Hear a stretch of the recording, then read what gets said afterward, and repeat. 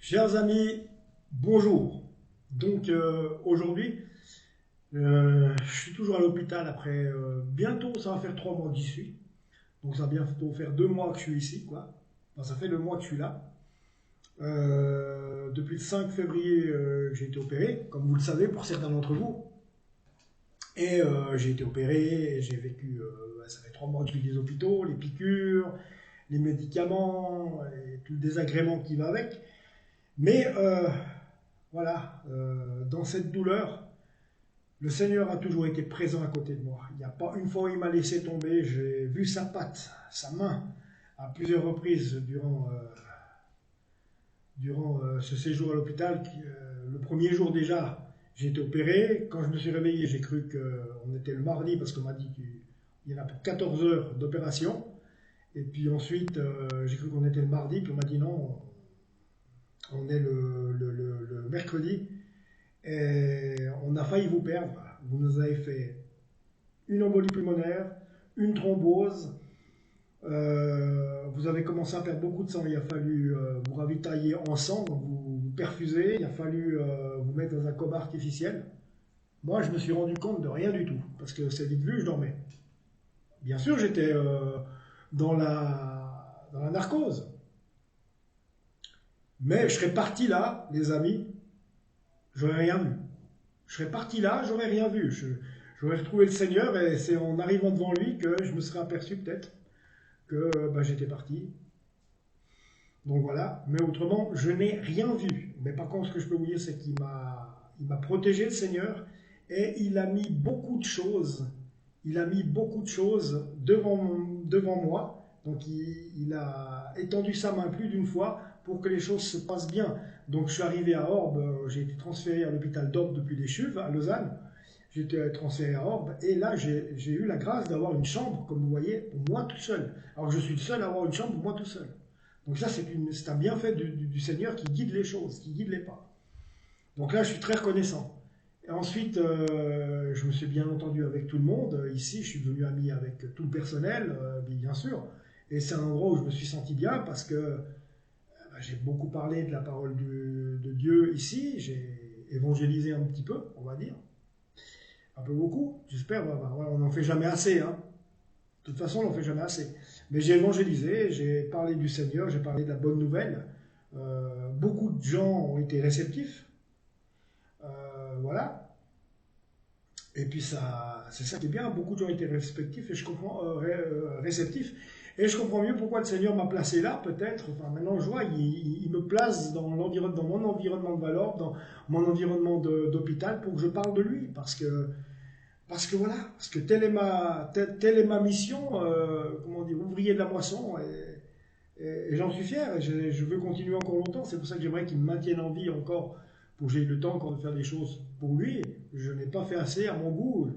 J'ai j'ai perdu trop de temps dans ma vie à vivre sans lui et à faire les choses sans lui, à vouloir faire les choses par moi-même. Donc c'est pour ça que j'aimerais qu'avant de partir, je puisse me récupérer un peu. Enfin, vous allez me dire, on est récupéré devant Dieu une fois qu'il nous a donné son pardon, une fois qu'on l'a reçu en nous et qu'on a accepté le Seigneur Jésus dans notre vie comme Seigneur et Sauveur de nos vies, quand on a accepté le sacrifice de la croix et qu'on s'est repenti, vraiment sincèrement, je pense que voilà, on est sauvé. Et c'est là que ça me fait plaisir aussi. Mais durant ces 3 mois, il y a eu beaucoup de choses. Mais vous savez, ça y va. Le Seigneur bouge pour des petites choses. Hein. Je vais vous raconter une anecdote. Je ne sais pas pourquoi, un après-midi, je le prie, je lui dis, écoute Seigneur, j'aimerais bien manger un hamburger avec des frites. Parce que c'est ce que j'aime beaucoup. Ah, j'aimerais juste, si tu pouvais faire en sorte que je puisse manger un hamburger avec des frites. Ah, je me suis dit, il va pas accéder à ma requête, il va pas, comment dire, il va pas accepter ma prière, c'est pas possible. Et puis le lendemain, j'ai un frère, donc c'est vraiment un coup de fil improbable d'un frère qui était dans un lieu improbable d'après ce que je le connaisse. Puis il me dit au téléphone, oui c'est Christian, et je suis chez Burger King, est-ce que tu veux quelque chose? Alors là, j'ai répondu tout de go, oui, alors hamburger, frites, merci Seigneur. Et là, j'ai pu me délecter parce que mon frère m'a amené justement un hamburger et des frites, mais alors que j'avais prié ça la veille. D'accord.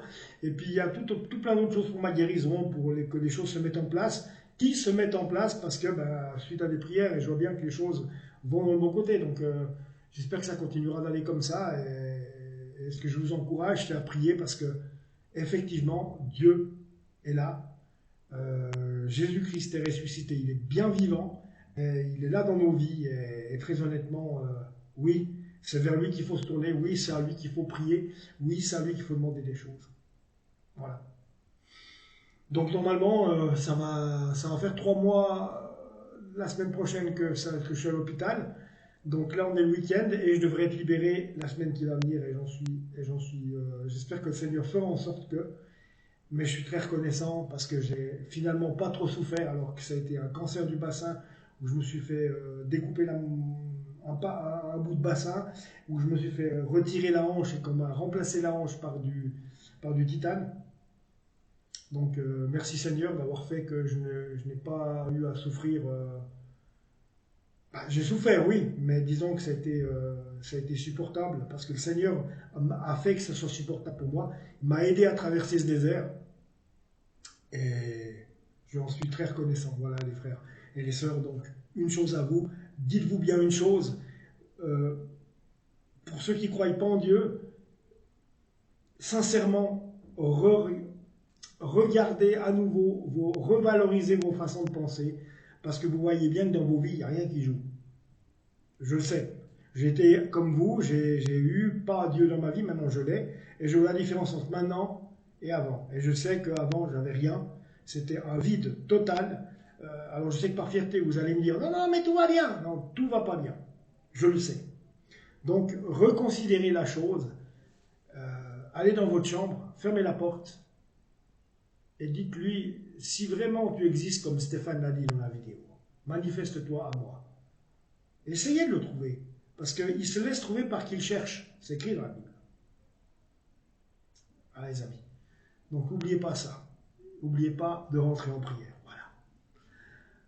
Abonnez-vous à la chaîne. Je reviendrai tout bientôt. C'était le message que j'avais à cœur de vous livrer aujourd'hui. Au revoir.